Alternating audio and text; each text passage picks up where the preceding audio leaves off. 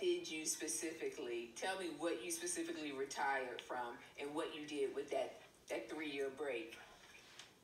Oh my God. So I retired from the Navy. I was a Navy spook, which is a cryptologist. And I did that for 21 years before I retired. And that took me, my daughter was born in Italy, where I was stationed at the time. Okay. I mean, I've been all over. I've lived in Japan and Italy and Middle East and the Azores Islands, blah, blah, blah.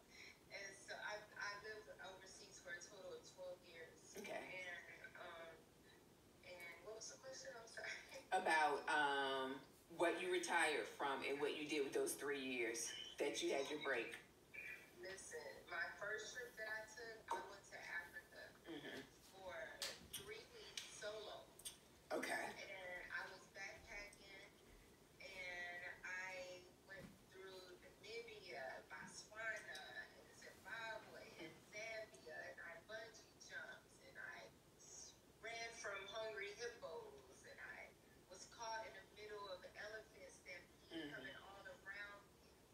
And I just had these incredible experiences. I did couch surfing in Zimbabwe, where I stayed on a stranger's couch, and it was just epic stuff that I did for 3 weeks. And I went to New Zealand, and I danced with the tribes, and they welcomed me into their village. I spent the night in their village. I went to London, and I just hung out with new friends that I met on the train. I literally have just been living. I went to Fiji, and I stayed on a cabana on the water, and it's just, I just really lived up my life as a retiree, a young retiree, having the opportunity to travel and the means and the freedom. And I wrote. I took one of my boyfriends at the time on a trip to Asia for 3 months. And we just traveled around Southeast Asia, many countries.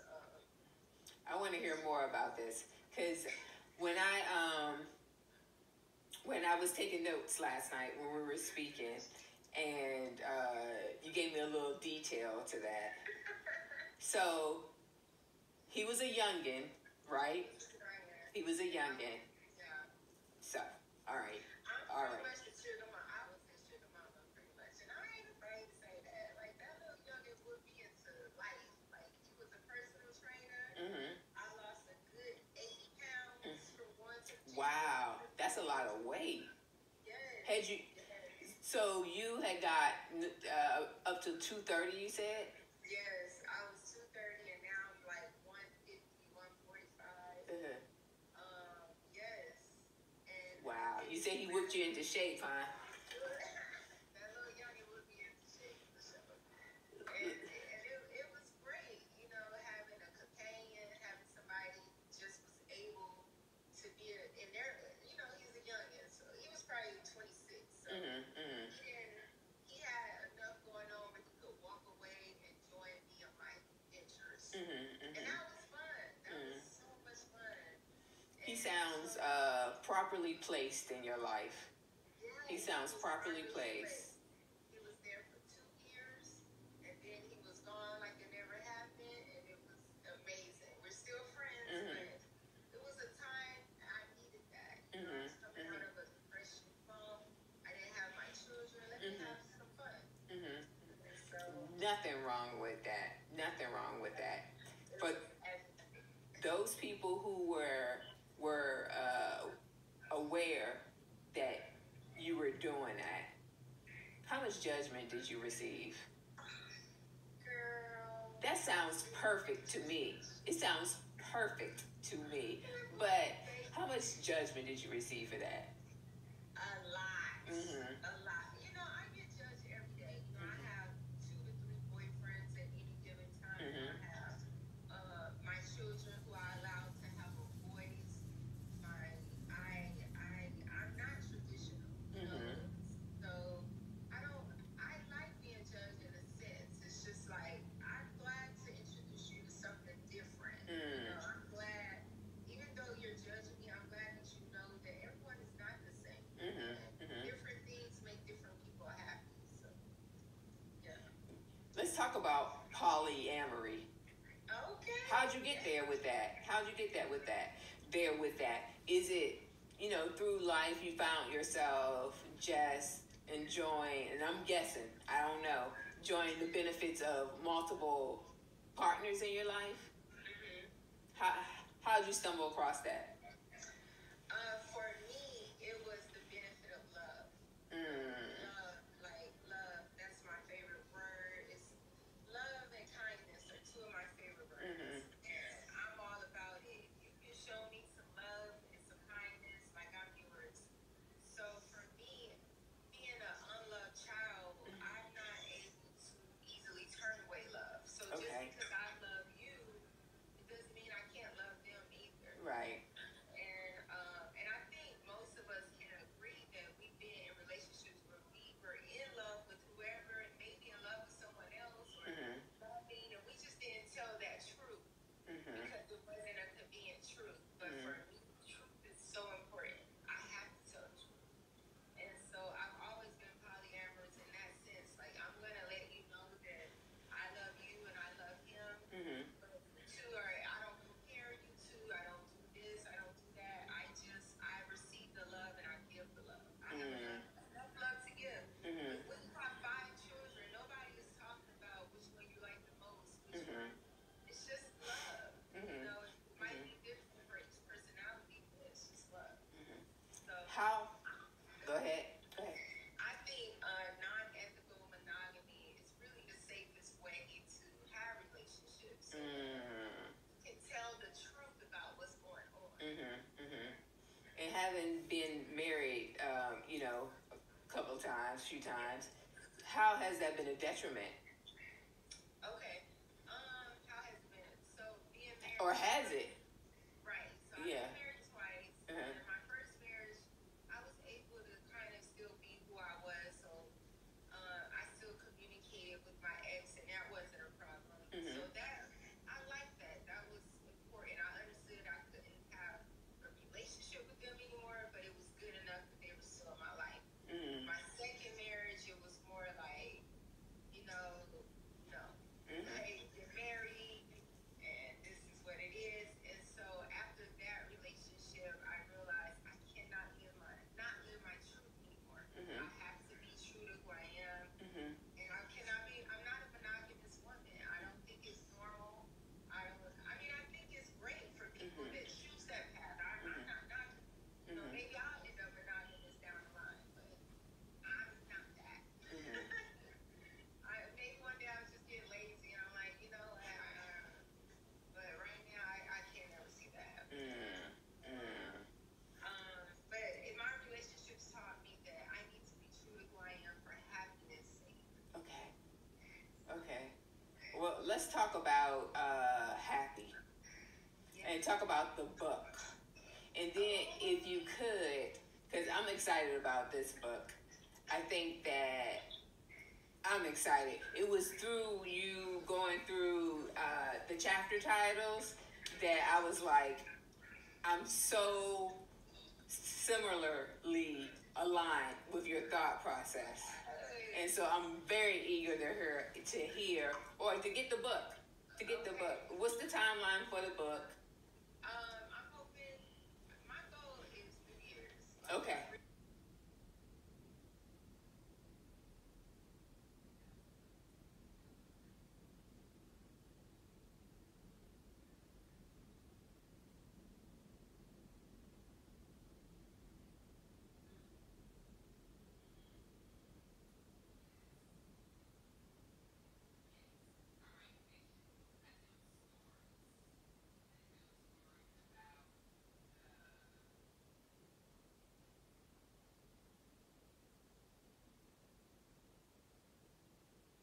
I'm digging into a lot of different genres that you don't really see a lot of women of color dig into, like horror.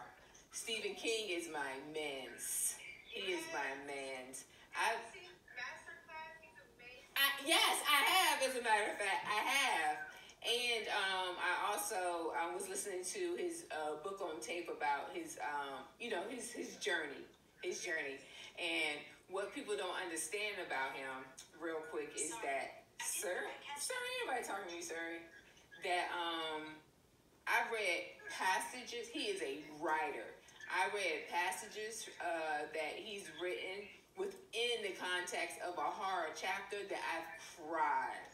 I was like, this man is everything. I have a list written of my favorite writers, and he is definitely tops. I love Stephen King. But anyway, your book. Well, take us into, was it when you were traveling through Asia with the men, youngin, let's call him youngin, then, now 26 is young, maybe in comparison, but he old enough. Exactly. He's super grown. But is this where did the inspiration come from for the book? I think the inspiration came because I feel that people look at me sometimes and they feel sad for me. Why? Because I literally feel like people are thinking like, oh, she's so lost. She's just a lost soul. She don't even, people say to me things like, so you just basically are polyamorous because you don't think no man is ever going to be just committed to you, or, why don't you have your kids? Or so I wanted to show people like I live a very unorthodox, happy life, and maybe you should too, because it makes sense the life that I live. And like normal sucks. We are seeing this. Half of us are depressed. Half of us are lacking. Half of us are mentally drained. We're zoned out. So try something unorthodox in your life. It could lead to happy, and I felt that the book was needed. And what's the title? 10 unorthodox ways to live a happier life. All right, boom. Number 1, I have it here written, but let's go through these. But hold on, let me ask you real quick. This sidetrack. We're talking about depression. Pharmaceuticals, like real pharmaceuticals. Have you had your experience with those in the past? Oh man, have I? So I remember the first time I was diagnosed, I was married to my second husband, and I went to these sleep studies because I was like, something's clearly wrong with me. I'm sleeping like crazy, and I'm waking up tired. What's wrong? And they were like, they did these studies twice, and then they said, ma'am, you're depressed. Nothing is wrong with your sleep. You're depressed. You need meds. And I was like, no, I don't need meds. I need a divorce because I don't even recognize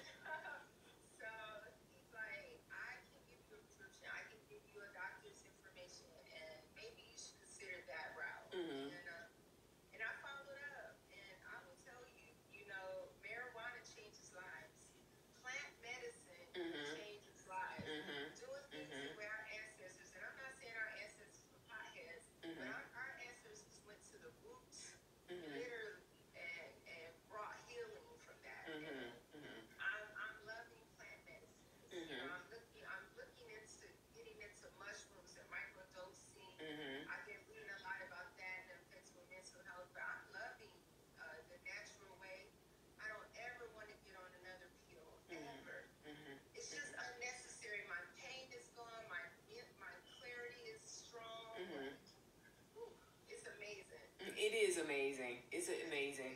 I have, and I occasionally dibble back in with my fluoxetine, but Yes. because it's helped me, and then Yes. after a It while, does help. Let me say that. It helps. it helps, right? But after a while, what I found is it also, I feel different. I feel numbed, Yes. Yes. very numbed, and not a good way. Because a part of my depression is that the worst possible thing for me is boredom. The worst possible thing for me is boredom. Oh my Because in my depression, boredom kind of opens the door to why do I even exist? wow. If nothing's happening for me, why do I even exist? Right. So it's come through in a pinch. However, marijuana, I'm a huge proponent of marijuana. It was a couple of months ago, me and Michelle, we were on, we do a retreat every now and then in Virginia.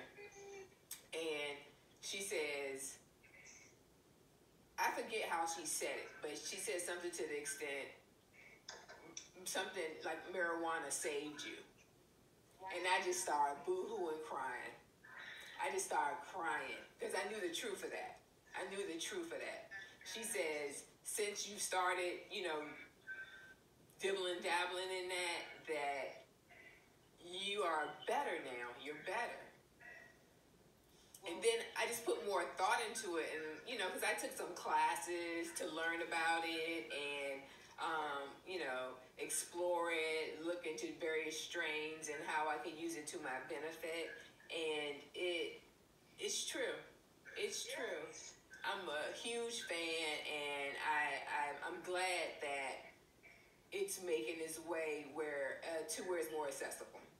Yes. You know, Too. we. I mean, people. I wish that people could understand that no one wants to be labeled a drug addict. No Mhm. one wants to be labeled a weed head or these derogatory terms. We Mhm. just want to be labeled healed. Mhm. That's Mhm. all. And this is one thing that brings us that. Mhm. And it's not fair, the stigma that the government has purposely put on this plant. Mhm. So, Mhm. congratulations on Mhm. finding that. Like, Thank you. it's life changing, and I Yeah. wish that more people would explore. Mhm. Mhm. Even children with ADHD and seizures, and I mean huge results. Mhm.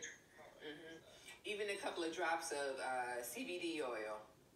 yes, it doesn't have to be THC. Mhm. Yes, the cannabis plant is enormous. Mhm. I tried to grow my own plants. Oh, I do not have a thing. Really, the green thumb. It was epic fail. That thing about this. Look, about this damn small. About this damn small. I'm gonna try it again because I have family in DC who's willing to let me plant to legitimize it, so to speak. You know what I mean? But what are your thoughts on? I feel as if I don't know if it's awareness, but I almost feel like it's trendy now to talk about being triggered, and you know what I mean. And it pisses me off. It pisses me off because I can't tell. Are we, because especially amongst people of color, or really the Black community, are we really? Is there more awareness and acceptance now, or is it the latest? Is it the latest trend to talk about? Like when someone who talks about it frequently now is Charlemagne the God Okay. and his depression and whatnot. And I only bring him up just to say how popular people, you know what I mean, or celebrities are Yes. speaking about it now. But I'm just like, yeah, it's a thing now. It's a thing now. What are your thoughts on that? Okay, so I'm trying to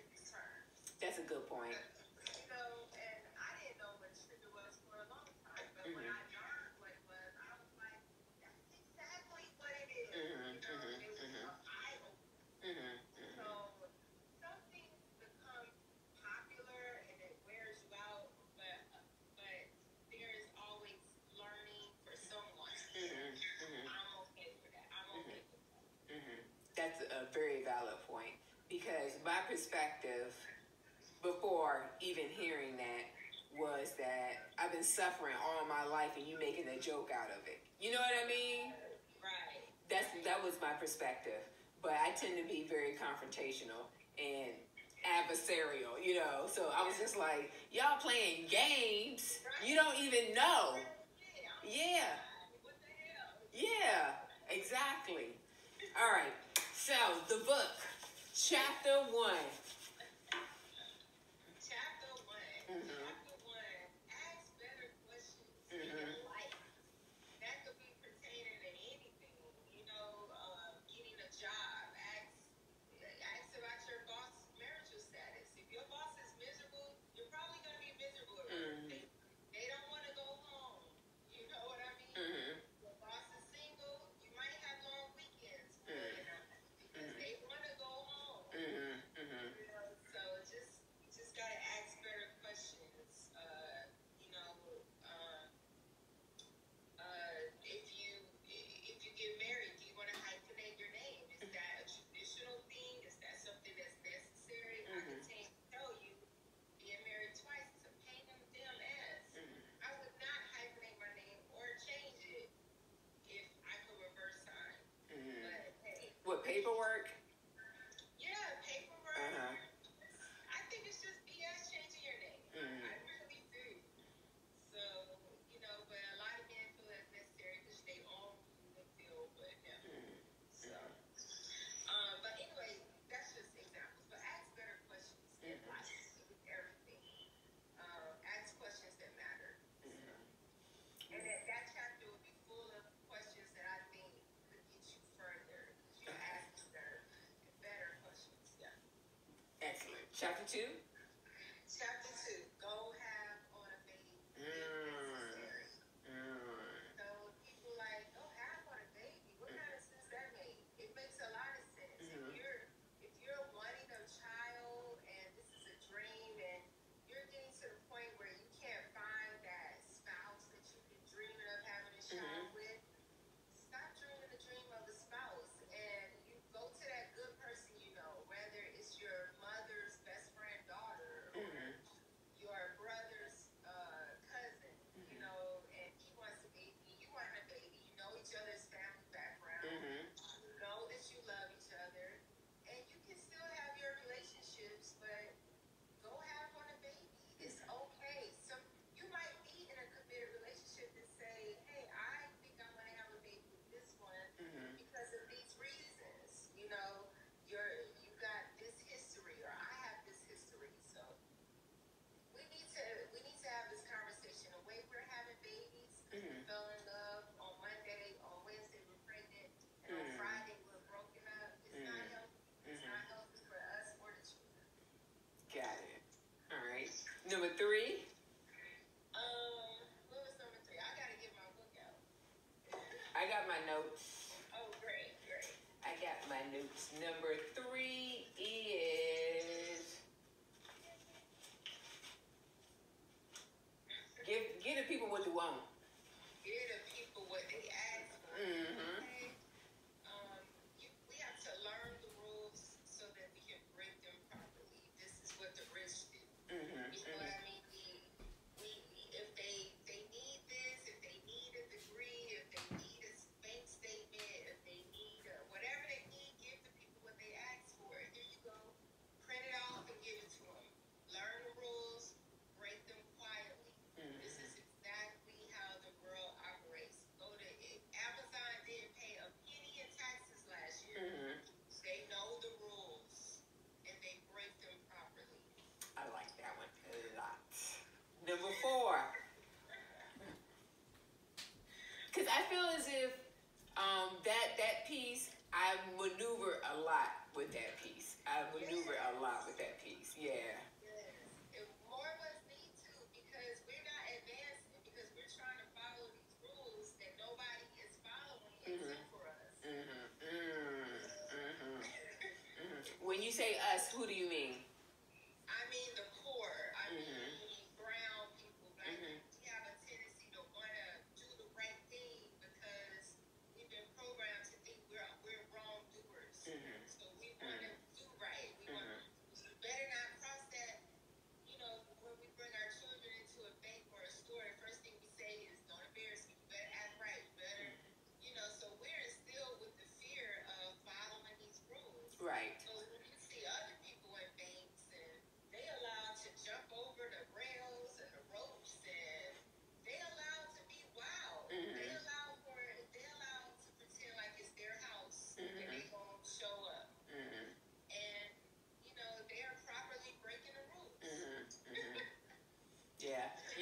some kids in that, not children of color, but you see them acting up, and you be like, I never.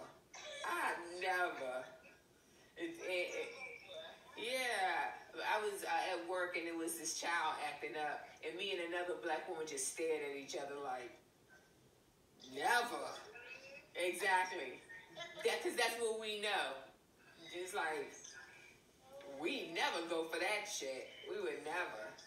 What about number 4? Okay, I'm gonna get my book out so you Okay. keep telling me. Okay. Is it okay? Yes, please.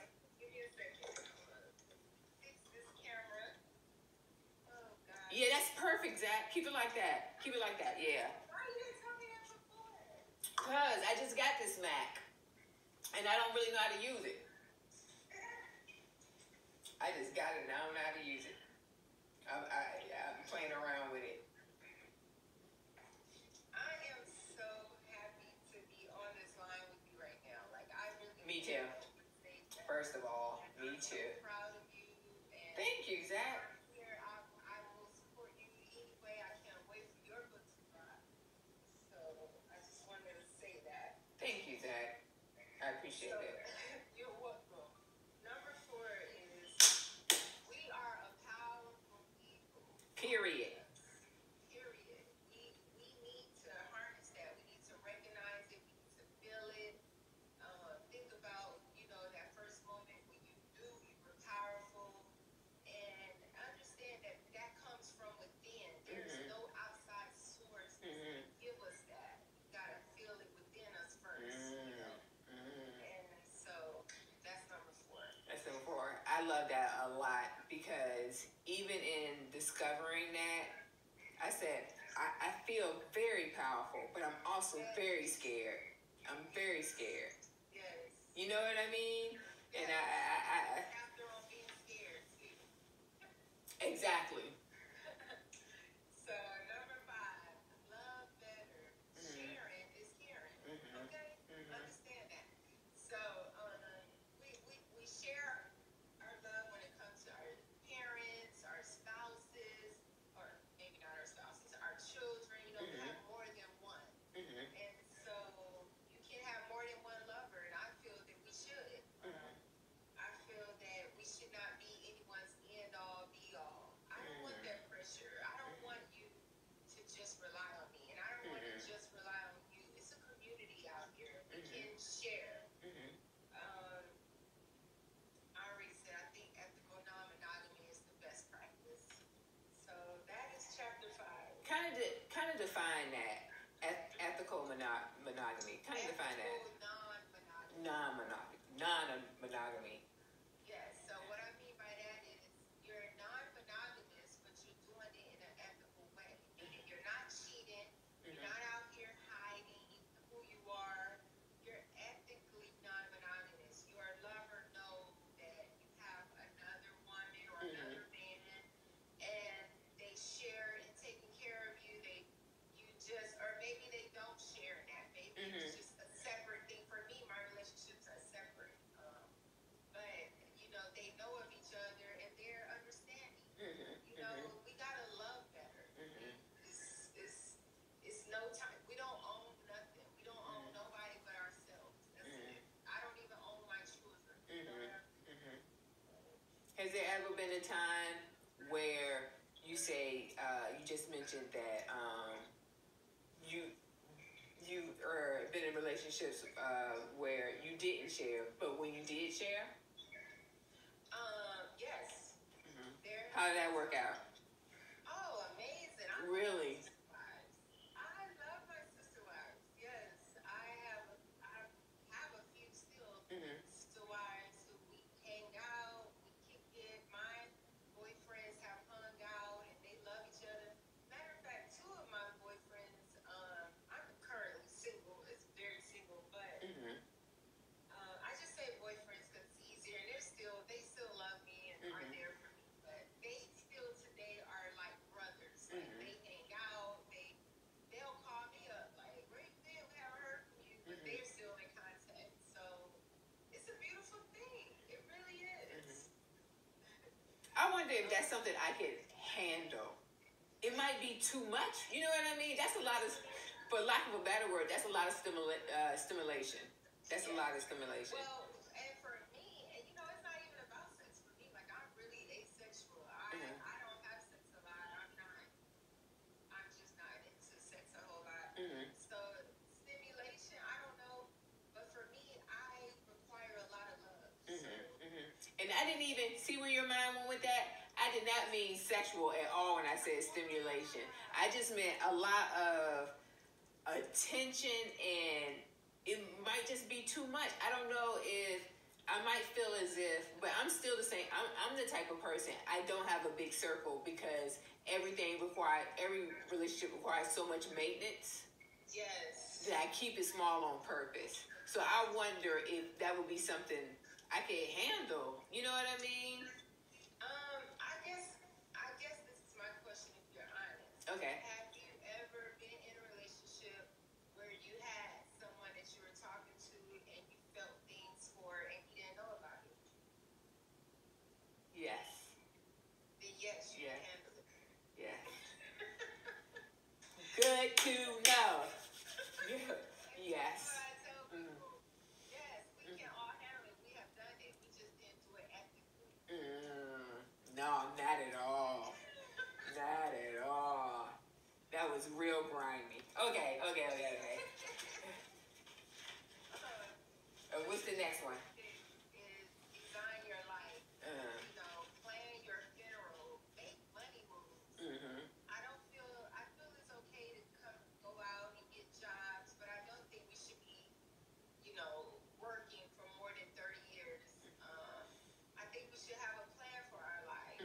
I would prefer that we just right off the rip start our own companies, go to trade school, skip college, skip debt, skip all of that and build for ourselves. But the reality is some people need college, some people want college, and that's okay. But design your life. Know what you're doing. I knew at a young age I wanted to be retired by the time I was 40 because my mother wasn't there for us. So I didn't want to work a job where I'm always away from my children. You know. So that I knew that about myself, and I designed my life that way. And I knew I didn't want to struggle with money. I was always begging my parents for money. So I started saving and investing at 19, and I was very dedicated, which allowed me to now be, you know, financially independent. So I think that it's important we design our lives. We know what we want to do at an early age, and we need to act on it. Tell me about the business venture that you went into. Okay, so after I retired when I was 38, I was 39. At the age of 40, started running a company similar to Airbnb, and it just blew up. We started this company because of all the discrimination on Airbnb. I was the COO, and it was incredible. It was all about creating a safe space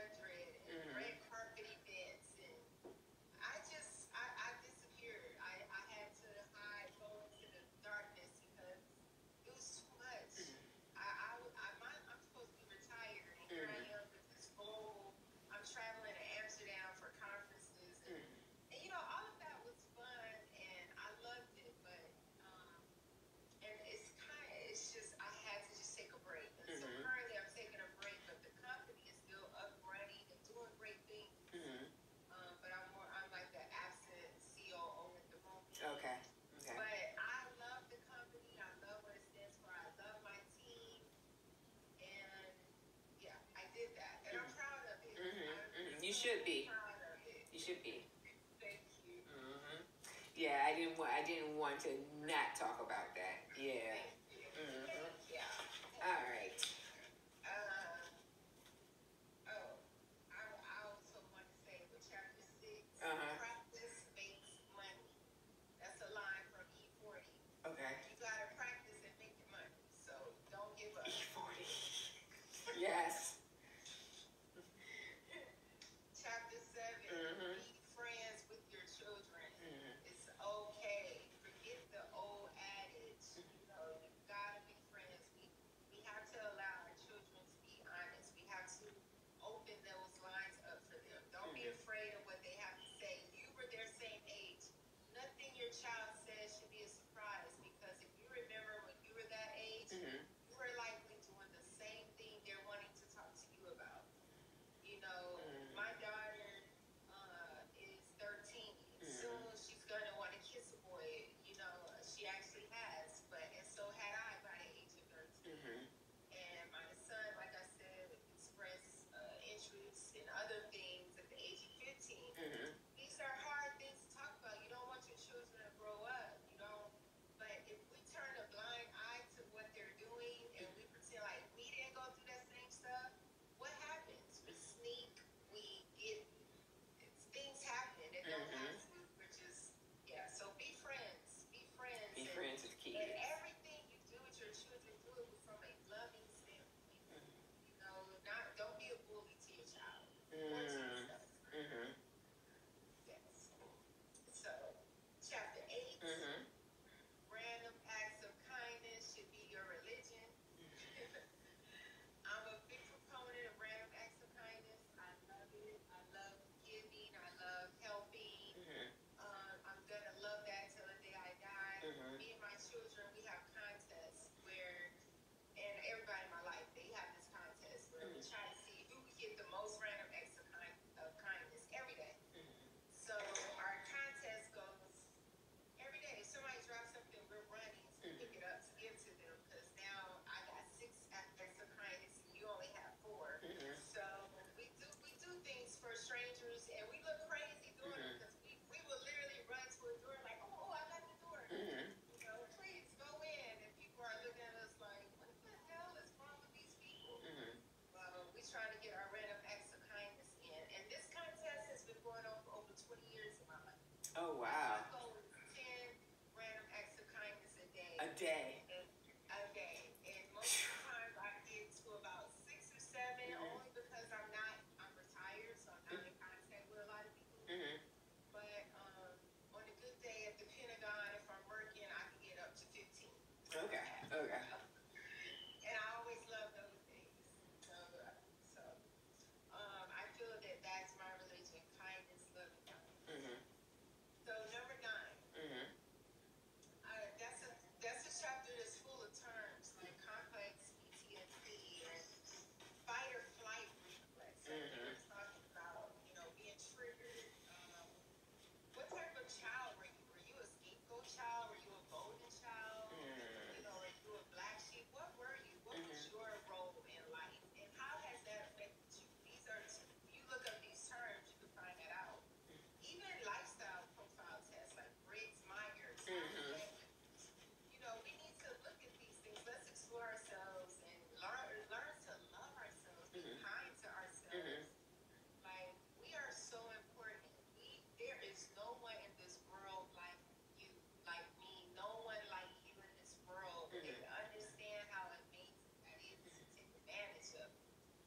A lot of us don't learn terms about learning ourselves until in our 40s. That's unfortunate. Let me ask you something real quick. You said when I go to work at the Pentagon, are you still active in some ways? I get called from time to time. Okay. To do projects on stuff. Okay. Ongoing from when I was in. Okay. So no, I am not. Okay. But I am called in. Okay. Yes. And then number 10, and you were talking about fear. This chapter lets you know to fear nothing, conquer everything. Fear lets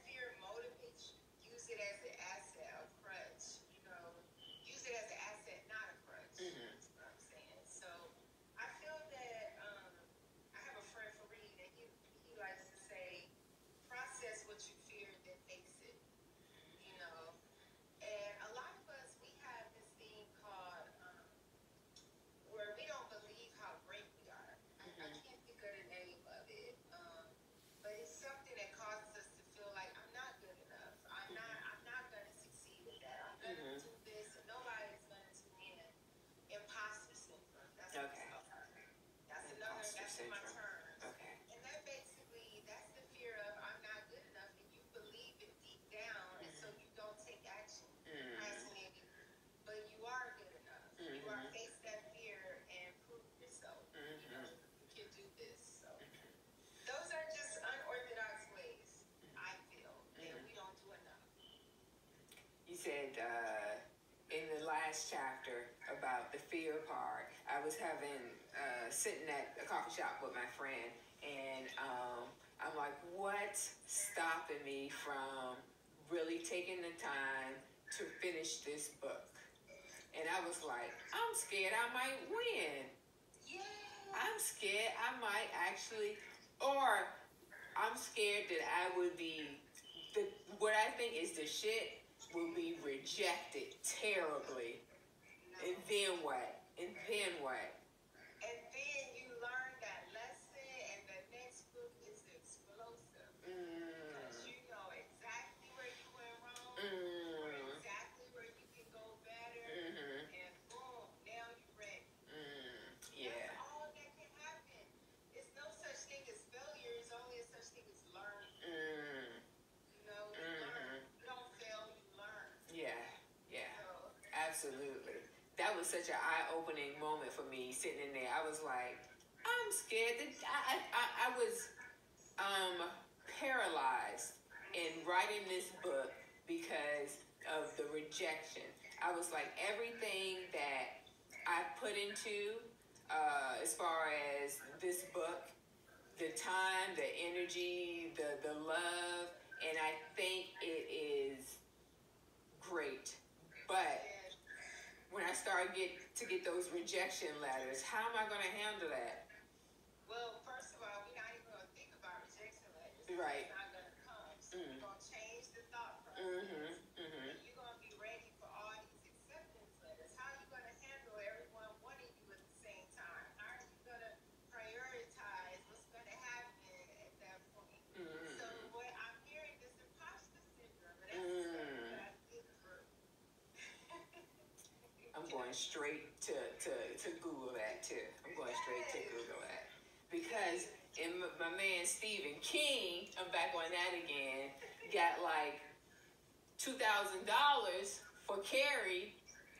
They came back and put that joint in paperback and gave him $275,000. And at the time, he was a school teacher, and he was broke, and he didn't know how he was going to take care of his family. So and that would have been the 70s, 275 from what was, the 2000 was good for him, but the 275 for paperback changed his life. Yes. Wow. 2000 didn't change your life when you got kids to feed, but 275 does. Yes, and then it propelled him. Look at him. He's amazing. I was in his hometown. I went to go visit his house. By the way, his house looks very creepy. Is it that red house that they're renting out now? They're renting.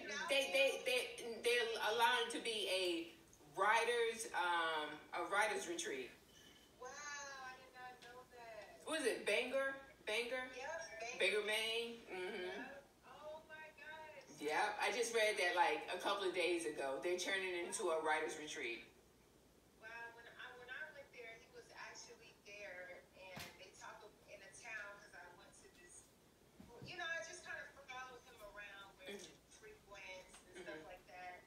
And they were saying that oftentimes he writes in his car, and they could see him just writing in his car. And I write mostly in my car. My spot. I call it my office.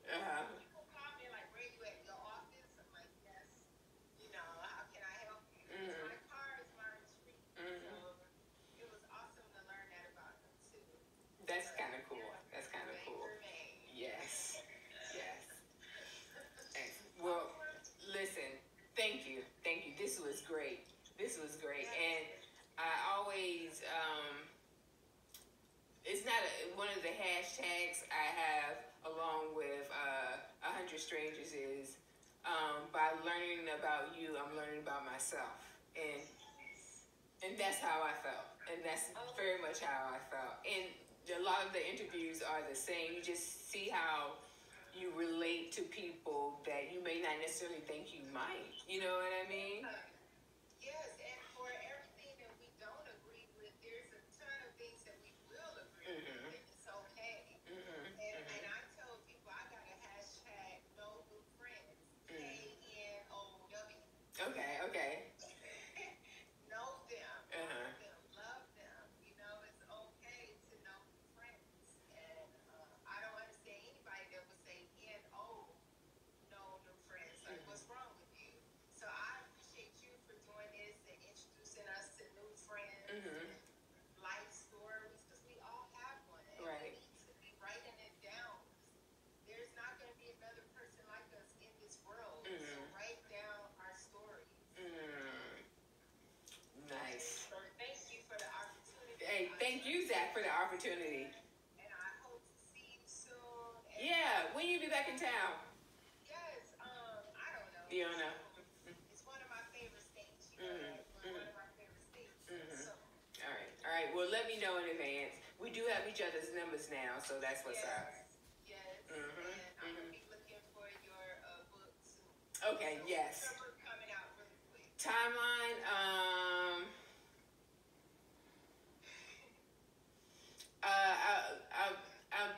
February. February is, but I slide that so many times slid that. So many times I've slid that. But February. Yes. Okay. Mhm. Okay. I'm gonna be looking.